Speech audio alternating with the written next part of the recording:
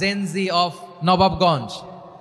একটা সময় ছিল 50 ঊর্ধ্ব 60 ঊর্ধ্ব মুরব্বী বাবাজিরা মাহফিলে আসতেন, ওনারা এখনো আসেন, কিন্তু এখন 90% শ্রোতা হচ্ছে জেনজি, দ্য ইয়াং জেনারেশন,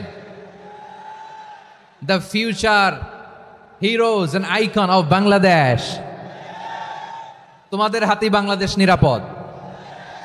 আমরা দেখেছি যত জুলুম, যত ফ্যাসিবাদ, যত অন্যায়, যত অত্যাচার, সব কিছুকে তোমরা দুমড়ে মুচড়ে সত্যের পয়গামকে 56,000 বাংলাদেশের প্রতিটি ইঞ্চি মাটিতে ছড়িয়ে দিয়েছো তোমরা। সো তোমাদের হাতে নিরাপদ এদেশের লাল সবুজের পতাকা। এজন্য তোমাদের কাঁধে অনেক দায়িত্ব, আবেগ আর বিবেকের সমন্বয়ে আমাদেরকে সামনে আগাতে হবে, বাংলাদেশকে রিবিল্ড করতে হবে। লেটস রিবিল্ড আওয়ার নেশন, ঠিক কিনা বলেন? এজন্য পরিশ্রমী হইতে হবে, কেরিয়ার গঠন করতে হবে, দেশের জন্য কাজ করতে হবে। পরিশ্রমে লজ্জা নেই, লজ্জা অলসতায়, ঠিক কিনা? পরিশ্রম করলে যে গা থেকে ঘাম ঝরে, এখানে যে লোনা পানি ঝরে, এই লোনা পানিতে জন্মায় সফলতার বীজ। আমার বারোয়াখালীর যুবক শ্রেণী, যুবক ভাইরা, পরিশ্রমী হইতে হবে, ফ্যামিলির জন্য, নিজের জন্য, দেশের জন্য আমাদের কাজ করতে হবে। রাজি আছি তো সবাই? আল্লাহ সবাইকে কবুল করুক, আমরা পড়ি আমিন। প্রিয় ভাইরা, আমাদের সময় খুব কম, কথা অনেক বেশি। অনেকে আপনারা দুপুরে খাবারও খেতে পারেননি, অনেকে গতকাল চলে আসছেন। গতকাল আসছেন কারা কারা দেখি? ইয়া সালাম। গতকাল যারা আসছে সব সামনের জায়গা প্যাক করে রাখছে একেবারে। মাশাআল্লাহ মাশাআল্লাহ, আল্লাহ কবুল করো তুমি। প্রিয় ভাইরা, আজকের প্রোগ্রামটি খুবই সুশৃঙ্খল, ওয়েল অর্গানাইজড, ওয়েল ডিসিপ্লিন। বসুন বসুন, থামুন, কিছুই বলা লাগতেছে না আমার। আলহামদুলিল্লাহ আলহামদুলিল্লাহ। আপনারা যে যেখানে আছেন, বসতে পেরেছেন বসুন, দাঁড়িয়ে আছেন দাঁড়িয়ে শুনুন। আমার সাউন্ড ঠিকঠাক মতো শুনতে পাচ্ছেন তো? হ্যাঁ, পাচ্ছেন? মাশাআল্লাহ মাশাআল্লাহ। সাউন্ডটা খুব একটা ক্লিন মনে হচ্ছে না, ক্লিন না, কেমন যেন দুইবার আওয়াজ শুনতেছি আমি। সাউন্ডটাকে একটু স্ট্রং এবং ক্লিন করে দেওয়ার চেষ্টা করবেন মাইক অপারেটর ভাই যিনি আছেন। তাহলে আমরা কিছু কথা কোরআন থেকে পেশ করবার চেষ্টা করবো ইনশাআল্লাহ। প্রিয় ভাইয়েরা, এখন আপনারা যেমনি চুপচাপ, শেষ পর্যন্ত চুপচাপ থাকবেন তো? হ্যাঁ, আমি ওঠার আগে কে কে উঠবেন? হাত তোলেন দেখি।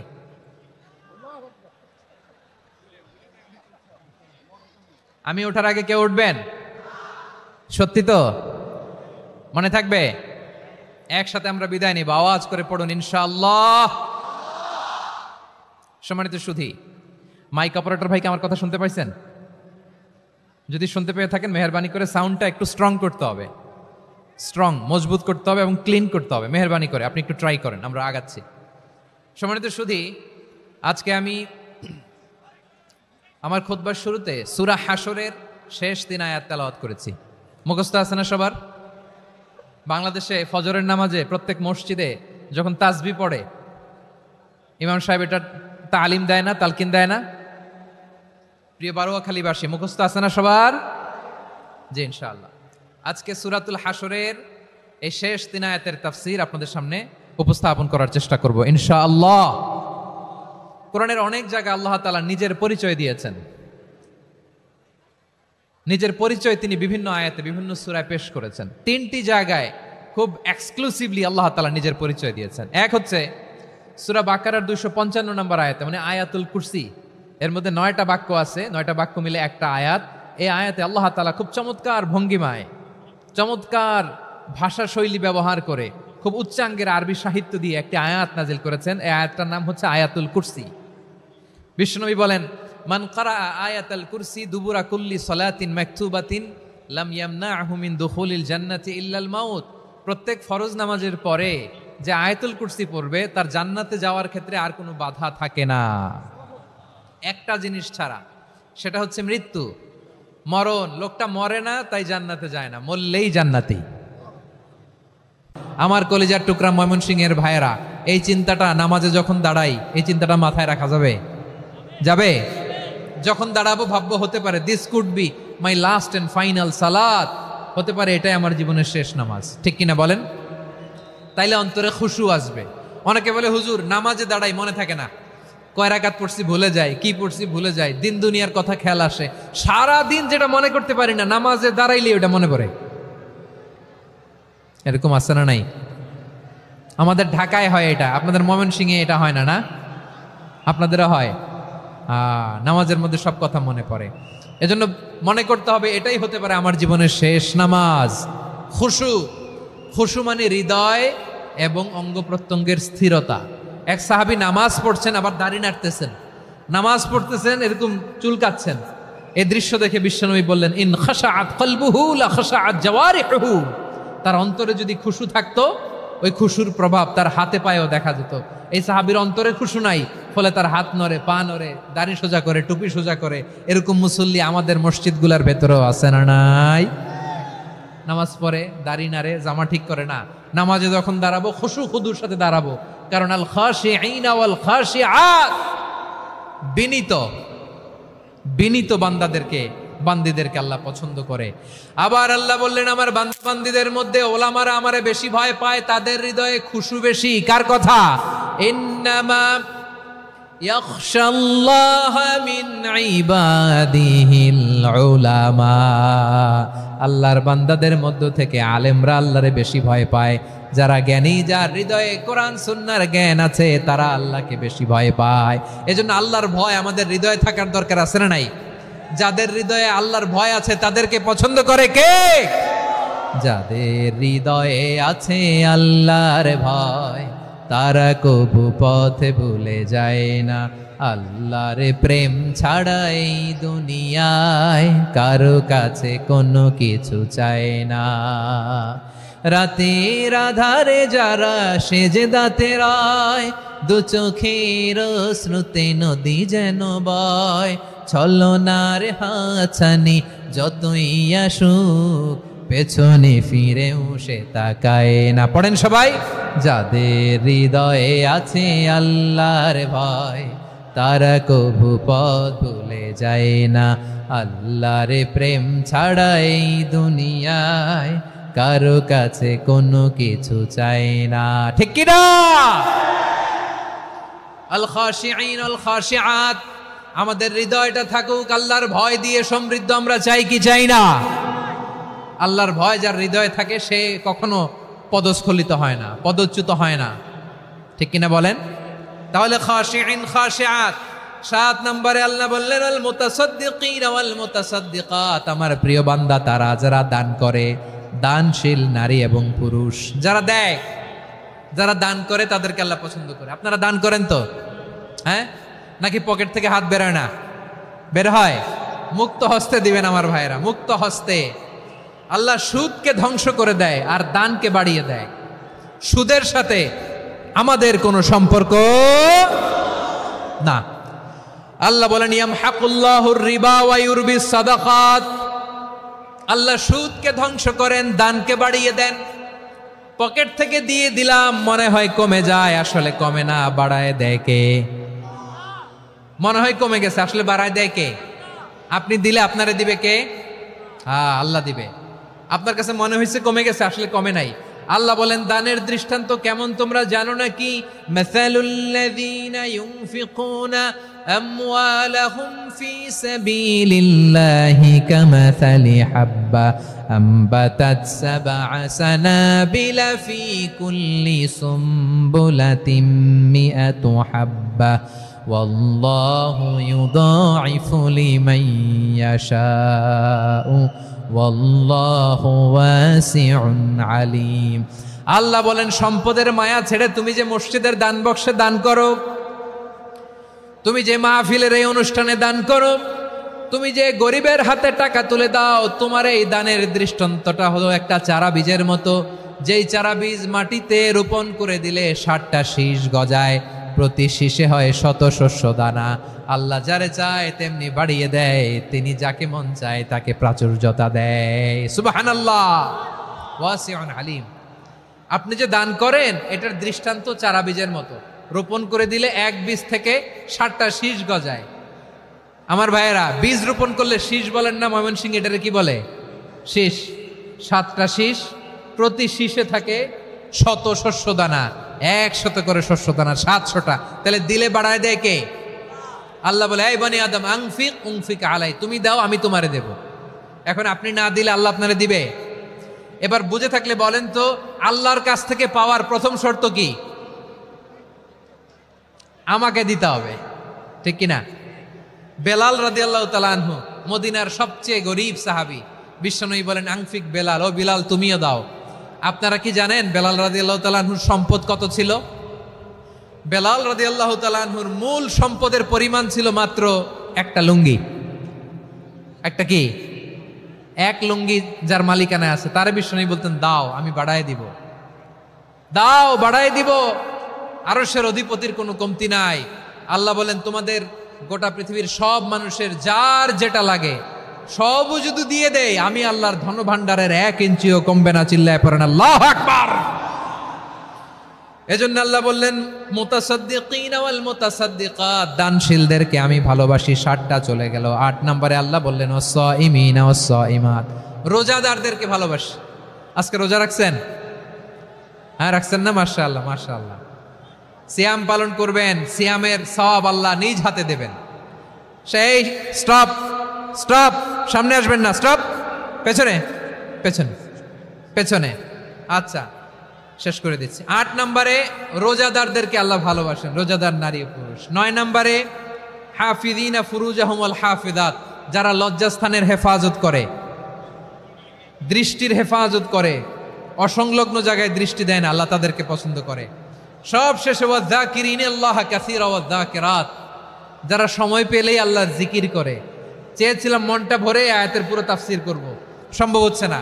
এই 10টা বৈশিষ্ট্য আল্লাহ তাআলা বড্ড পছন্দ করেন। ইসলামের সব মৌলিক অনুষঙ্গ এখানে চলে এসেছে। আমরা যেন আল্লাহর আইনের সামনে আত্মসমর্পণ করতে পারি, আমরা যেন পাক্কা ইমানদার হতে পারি, আমরা যেন বিনীত হতে পারি, আমরা যেন লজ্জাস্থানের হেফাজত করতে পারি, রোজা রাখতে পারি, দান করতে পারি, আমরা যেন আল্লাহকে সবসময় স্মরণ করতে পারি। আল্লাহ আমাদের তৌফিক দান করুক। সবাই পড়ি আমিন। হাযা মা ইনদি ওয়াল ইলমু ইনদাল্লাহি আলাইহি তাওয়াক্কালতু ওয়া ইলাইহি উনীব। তারেক রহমান সাহেবকে আমি ধন্যবাদ দিতে চাই।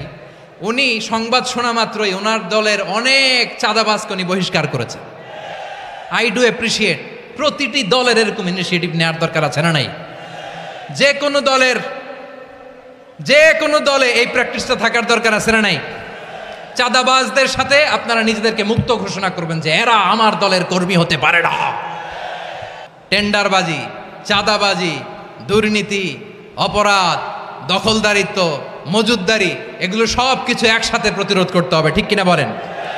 একটা মানবিক সমাজ যদি চাই, প্রতিরোধ করতে হবে। প্রিয় ভাইয়েরা, আল্লাহর শপথ নিয়ে বলি, এই নাসিহাতগুলো সবার জন্য, সব দলের জন্য, সব মতের মানুষের জন্য। আমরা কোনো দলের প্রতি মানুষকে ডাকি না, আমরা ডাকি ইসলামের দিকে। সব দলের, সব মতের, সব মানুষদেরকে আমরা আহ্বান জানাই, আসুন আমরা একটা সুন্দর সমাজ বিনির্মাণ করি। এই যে নতুন বাংলাদেশের এক সুযোগ এসেছে, আর জীবনে হয়তো আসবে না, সামনের 100 বছর এই সময় আসবে না। আসুন দেশটাকে আমরা সাজাই, আসুন আমরা দুর্নীতি বন্ধ করি, আসুন আমরা চাঁদাবাজি বন্ধ করি, আসুন আমরা দখলদারিত্ব বন্ধ করি, আসুন আমরা এক দল আরেক দলকে নিশ্চিহ্ন করার যে রাজনীতি, এটা বন্ধ করি।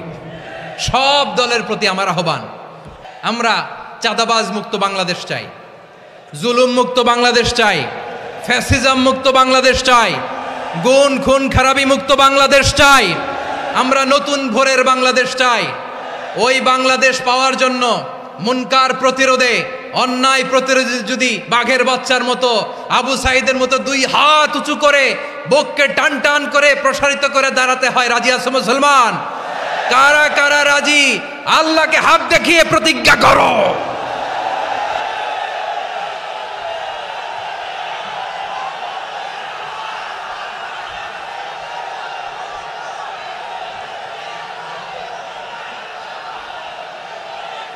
আমার প্রিয় ভাইয়েরা, বসুন বসুন আমার ভাইয়েরা।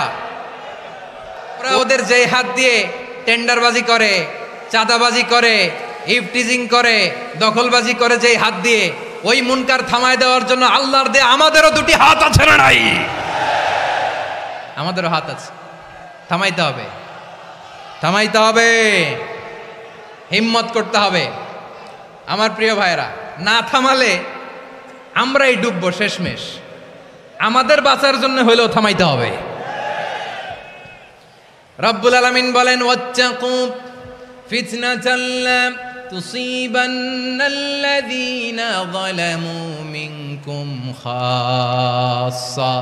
ও আমার গোলামেরা, ওই আযাবকে ভয় করো যে আযাব যখন আমি জমিনের বুকে পাঠাই শুধু জালেমদেরকেই মারি না, আলেমদেরকেও মারি। আযাব যখন আসে তখন শুধু জালিমই মরে না, আলেমও মরে। জানেন, মুসা আলাইহিস সালামের পায়ে একবার একটা লাল পোকা কামড় দিয়েছে, লাল পিঁপড়া। লাল পিঁপড়া কামড় দিলে খুব আরাম লাগে না? কি লাগে? হ্যাঁ, জলে না? লাল একটা পিঁপড়া কামড় দিছে, তো উনি রেগে মেগে পাশি দেখে লাল পিঁপড়ার বাসা, পা দিয়ে ডলে মুছে সবগুলো পিঁপড়া মেরে ফেলছে। এই ঘটনাটা আল্লাহ ঘটিয়েছেন এজন্য মুসা আলাইহিস সালাম ছিলেন কালিমুল্লাহ, সরাসরি আল্লাহর সাথে কথা বলতেন। তিনি আল্লাহকে জিজ্ঞেস করেছিলেন, আল্লাহ তুমি যখন কোনো জনপদে আযাব পাঠাও, শাস্তি দাও, ওখানকার শুধু জালেমরাই তো মরে না, ভালো মানুষগুলাও মরে, তো আযাব দিবা মুশরিকদের উপর দিবা, অবাধ্যদের উপর দিবা, ভালো মানুষগুলারে মারো কেন? আল্লাহ বললেন, মুসা তোমার যে কামড় দিছিল পায়ের মধ্যে পিঁপড়া, কয়টা পিঁপড়া? জোরে বলেন। একটা পিঁপড়া, তো সবগুলারে মারলা কেন? রেগে মেগে পুরো পিঁপড়ার বাসা ভেঙে ম্যাসাকার করলা কেন? এই মুসা, আমি যখন অ্যাকশনে যাই, আমি যখন শাস্তি দেই, তখন এত বাস বিচার করা হয় না, বাস বিচার করা যায় না। যখন অ্যাকশনে যাওয়া হয় ওইটা ডাইরেক্ট অ্যাকশন হয়ে যায়। চিল্লায় বলো ঠিক কি না? এজন্য আমাদের বাঁচার জন্য হলেও এই পাপ থামাতে হবে, এই শয়তানের অট্টহাসি থামাতে হবে, অন্যায় অপরাধ সমাজ থেকে আমাদের থামাতে হবে। কারণ আযাব আসলে ওরাও মরবে, আমরাও মরব। একটা জাহাজ 2 তলা, আপনি আছেন 2য় তলায়, শুনতেছেন? শুনতেছেন? জাহাজ কয় তলা? আপনি কোন তলায়? 2য় তলায়। নিচের তলার কিছু লোক জাহাজের তলা ছিদ্র করতে আরম্ভ করছে। কি ছিদ্র করতেছে? আচ্ছা, জাহাজের তলা ছিদ্র করলে তলা দিয়ে কি ঢুকে? এখন আপনি যদি বলেন আমার কি, আমি তো 2 তলায়, আমার কি, আমি তো সেফ, আমি ইন দ্য সেফ জোন, আমি তো ভালো আছি, আমি তো ভালো আছি, ওরা ছিদ্র করে ওরা মরবে। আসলে কি শুধু ওরা মরবে, নাকি তলা ফুটো হলে ভিতরে পানি ঢুকলে আপনারও সলিল সমাধি হবে? তলা দিয়ে যখন পানি ঢুকবে, জাহাজ ঢুকলে আপনিও মরবেন। এজন্য নিজে মরার আগে ওই পাগলগুলোর নিচতলায় যে থামাতে হবে। চিল্লায় বলেন ঠিক কি না? এজন্য আল্লাহ বললেন, মুনকার প্রতিরোধের দায়িত্ব সমাজের টপ টু বটম সবার। পুরো আম্মার দায়িত্ব, সরকার প্রধানের দায়িত্ব, প্রতিটি ফ্যামিলির প্রধান বাবার দায়িত্ব, বিশ্বনবী বললেন প্রতিটি সচেতন মুসলিমের দায়িত্ব। এজন্য মুনকার প্রতিরোধ করার দরকার আছে না নাই? সমাজে এই যে ইফটিজিং হয়, আপনার বোনের বয়সী একটা মেয়েকে কিছু বখাটে টিটকারি করে, এই বলে সেই বলে, নোংরা কথা বলে, রাস্তায় দেখেও আপনি পাশ দিয়ে না দেখার মতো চলে যান কেন? আপনি দাঁড়ান না কেন? আপনি দাঁড়ালেই তো থেমে যাবে। কারণ সত্যের যে শক্তি, তার সামনে মিথ্যা মুখ থুবড়ে পড়ে। আপনার সামনে ও কিছুই না, নাথিং। আপনি দাঁড়ান, ওকে প্রশ্ন করেন যে আমার বোনকে তুমি ডিস্টার্ব করো কেন? আপনাকে দেখে আরো 5 জন দাঁড়াবে, 5 জনকে দেখে আরো 10 জন দাঁড়াবে। আমাদের নীরবতা আর আমাদের নিশ্চুপ থাকাই জালিমদেরকে আরো শক্তিশালী জালিম বানিয়েছে। এজন্য মুনকার প্রতিরোধের দায়িত্ব আমাদের সবার। মুসা আলাইহিস সালামের পায়ে একবার একটা লাল পোকা কামড় দিয়েছে, লাল পিঁপড়া। তো উনি রেগে মেগে পাশি দেখে লাল পিঁপড়ার বাসা, পা দিয়ে ডলে মুছে সবগুলো পিঁপড়া মেরে ফেলছে। এই ঘটনাটা আল্লাহ ঘটিয়েছেন এজন্য মুসা আলাইহিস সালাম তিনি আল্লাহকে জিজ্ঞেস করেছিলেন, আল্লাহ তুমি যখন কোনো জনপদে আযাব পাঠাও, শাস্তি দাও, ওখানকার শুধু জালেমরাই তো মরে না, ভালো মানুষগুলাও মরে, তো আযাব দিবা মুশরিকদের উপর দিবা, অবাধ্যদের উপর দিবা, ভালো মানুষগুলারে মারো কেন? আল্লাহ বললেন, মুসা তোমার যে কামড় দিছিল পায়ের মধ্যে পিঁপড়া, কয়টা পিঁপড়া? একটা পিঁপড়া, তো সবগুলারে মারলা কেন? রেগে মেগে পুরো পিঁপড়ার বাসা ভেঙে ম্যাসাকার করলা কেন? এই মুসা, আমি যখন অ্যাকশনে যাই, আমি যখন শাস্তি দেই, তখন এত বাস বিচার করা হয় না, বাস বিচার করা যায় না। যখন অ্যাকশনে যাওয়া হয় ওইটা ডাইরেক্ট অ্যাকশন হয়ে যায়। চিল্লায় বলো ঠিক কি না?